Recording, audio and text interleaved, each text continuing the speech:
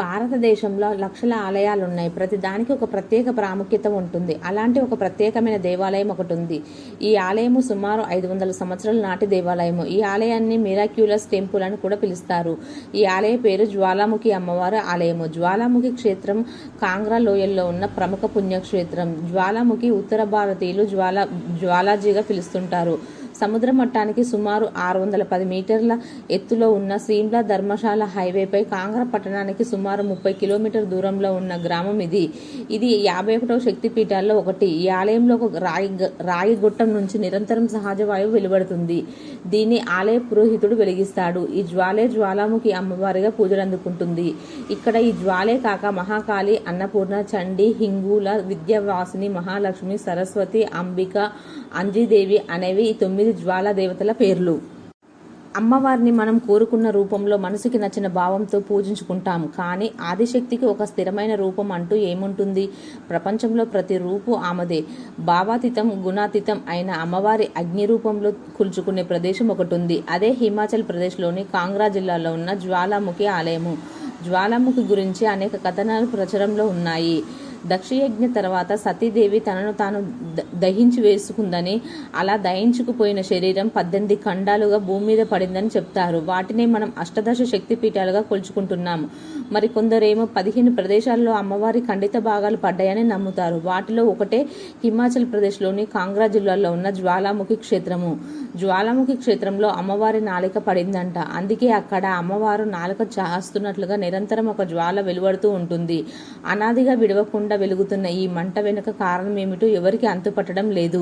దీని వెనుక ఏదో కుట్ర దాగిందని అనుమానించిన వారు సైతం భంగపాటుకు గురికాక తప్పలేదు. జ్వాలాముఖి అంటే నోట్లోంచి మంటలు వస్తున్న అమ్మవారు అని అర్థం. అందుకు ప్రతీకగా ఇక్కడ మందిరంలో అమ్మవారి విగ్రహానికి బదులుగా కొండ గోడల నుంచి, చిన్న నీటి కుండ గోడల నుంచి వస్తున్న మంటలను అమ్మవారిగా భావించి పూజలు చేస్తుంటారు. శ్రీయంత్రం ఉన్న ప్రదేశంలో ఎర్రని శాలువతోనూ బంగారు ఆభరణాలతోనూ కప్పి ఉంచుతారు. శ్రీయంత్రానికి ఎర్ర వస్త్రం, పసుపు, కుంకుమలతో పూజలు నిర్వహిస్తుంటారు. ఈ అమ్మవారి మందిరంలో సిక్కు మతస్థులు వివాహాలు నిర్వహించడం అధిక సంఖ్యలో కనిపిస్తుంటుంది. అలాగే నూతన వధువరుల అమ్మవారి దర్శనార్థం రావడం కూడా ఉంది. ప్రతి శుక్రవారం నవరాత్రులతో పాటు ప్రతి నెల పౌర్ణమికి ఇక్కడ విపరీతమైన రద్దీ కనిపిస్తుంది. భక్తులు ఇక్కడికి వచ్చి అమ్మవారి ఆలయంలో ఆహ్వాన పూజలు నిర్వహిస్తారు. స్థానికులతో పాటు ఇతర జిల్లాల వారు కూడా తమకు సంతానం కలగాలని, ఆరోగ్యం బాగుండాలని కోరుకున్న తర్వాత ఇక్కడికి వస్తుంటుంటారు. గోరఖ్నాథ్ శిష్యులు తపస్సు చేసుకుంటూ కనిపిస్తుంటారు. మందిర ప్రాంగణంలో ఉన్న గోరఖ్నాథ్ మఠం దగ్గర కింద రాతి నుండి వస్తున్న జ్వాల ఆశ్చర్యాన్ని కలిగిస్తుంది. ఇనుపగేట్లు కట్టిన నీటి కుండలో నీటిలో ఇంచి వస్తున్న జ్వాలను పర్యాటకులకు అబ్బరపరుస్తుంది. ఇక్కడ అమ్మవారికి భక్తులు పెద్ద పెద్ద పళ్ళల్లో పండ్లు, పువ్వులు, పసుపు, కుంకుమ, ఎర్ర వస్త్రంతో పాటు తీపి వంటకాలను సమర్పిస్తుంటారు.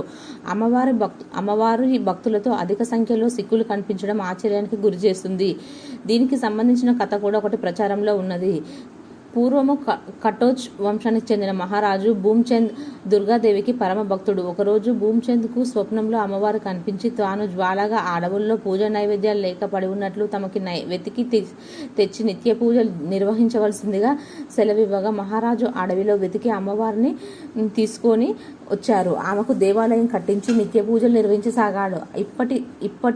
ఇప్పటి అక్కడ జ్వాల తప్ప మరే విగ్రహం కనిపించకపోవడం విశేషం. నవరాత్రుల సమయంలో సుదూర్ఘ ప్రాంతాల నుంచి భక్తులు ఇక్కడికి వస్తుంటారు. భక్తులు అమ్మవారి ముందు ఏది అడిగినా ఆ కోరికను అమ్మవారు తీరుస్తుందనేది భక్తుల నమ్మకము. నవరాత్రుల్లో ఇక్కడికి వచ్చే భక్తుల రద్దీ మరింత ఎక్కువగా ఉంటుంది. సిక్కుల మత గురువు గురునానక్ ఈ ప్రదేశానికి వచ్చి ప్రశాంతమైన వాతావరణం నచ్చడంతో తపస్సు చేసుకుంటుండగా గురునానక్ పై శత్రుత్వం పెంచుకున్న అక్బర్ నానక్ దేవతగా పూజలు చేస్తున్న జ్వాలను ఆర్పాలని ఆ ప్రదేశం మొత్తాన్ని కొన్ని నెలల పాటు నీళ్లతో నింపి ఉంచాడు.